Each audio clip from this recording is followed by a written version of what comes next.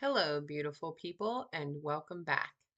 Did you know there is an actual variety of potato that grows from a seed? Not a potato seed, but an actual seed? Oh my goodness, I had to try to grow this. This seed is called a Clancy potato. I will link in the description where you can purchase these if you would like to try them too. It takes 85 to 110 days from transplanting to harvest. It was October, so I could get these babies in the ground and harvest before our coldest days hit, right? All of my seeds germinated. Let's get them transplanted. I love growing my potatoes in grow bags because I don't care to dig for them with a shovel and risk stabbing them. I like that I can dump these bags over in a wagon and find my delicious golden nuggets. These bags are machine washable and can be used for years. I am on year 4 with mine, and I will link my favorite garden grow bags in the description.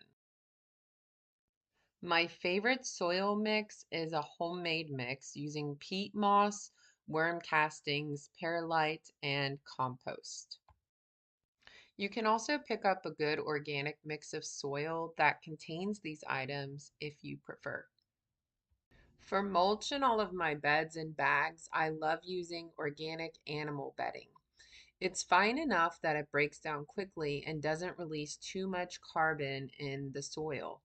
Undecomposed wood chips can lead to what is called nitrogen immobilization. The soil microbes use nitrogen to break down the carbon materials, which temporarily depletes the nitrogen in the soil, making it unavailable for your plants. Now, your soil is already going to be rich in nutrients with the worm castings and the compost that you've added, so this part is completely optional. But I love using this Espoma organic biotone starter whenever I'm transplanting my plants.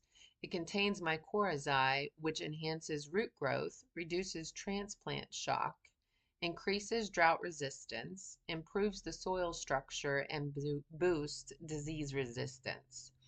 Leaf mold is a wonderful replacement for this as it contains mycorrhizal fungi. I will make a future video for you on how to obtain leaf mold. When using peat moss, you want to give it a good watering first because it is naturally hydrophobic, which basically means that it repels water. When I make my soil, I mix 2 parts peat moss with 1 part compost with half part worm castings and half part perlite. If you're using an organic soil, it will already contain perlite, so you can omit it. Some organic soils have worm castings, and if it does, you can omit that as well.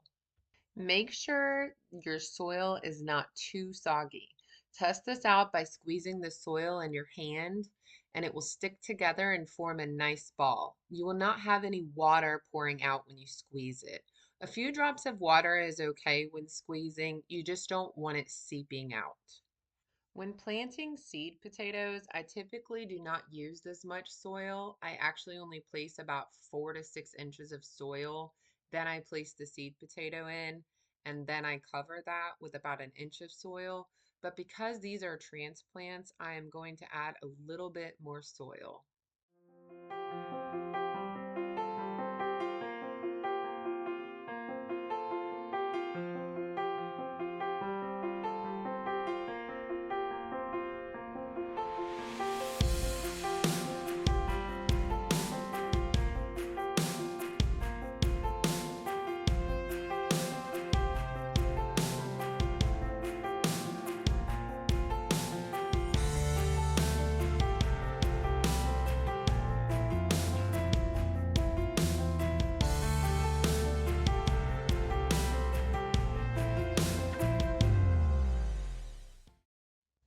Finally, the time has come to hill up the potatoes.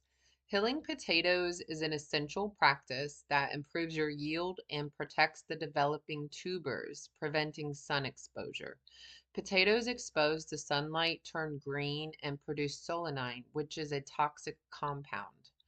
As you mound soil around the plant, it stimulates the growth of additional stolons, which are underground stems, and those new potatoes form off of those stems, increasing your harvest.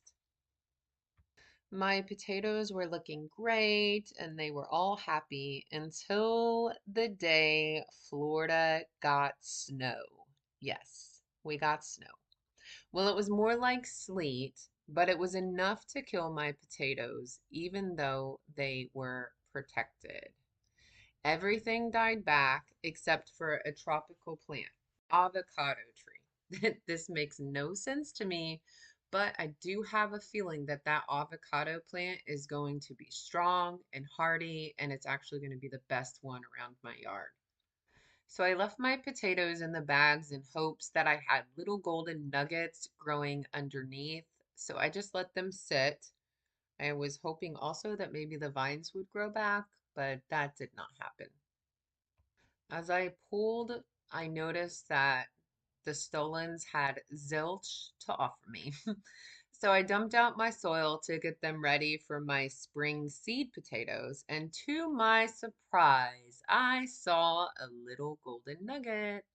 I saw more golden nuggets, and it was enough to provide a yummy dinner for my husband and I.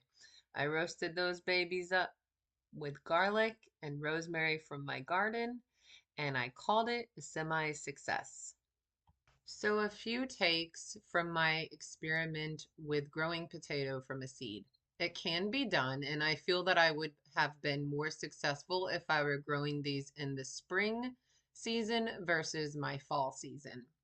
I will try them again, maybe make a new video on it, and I hope that you try them too. Don't be scared to try new things. Always be creative in your garden. Thanks for watching and see you next time.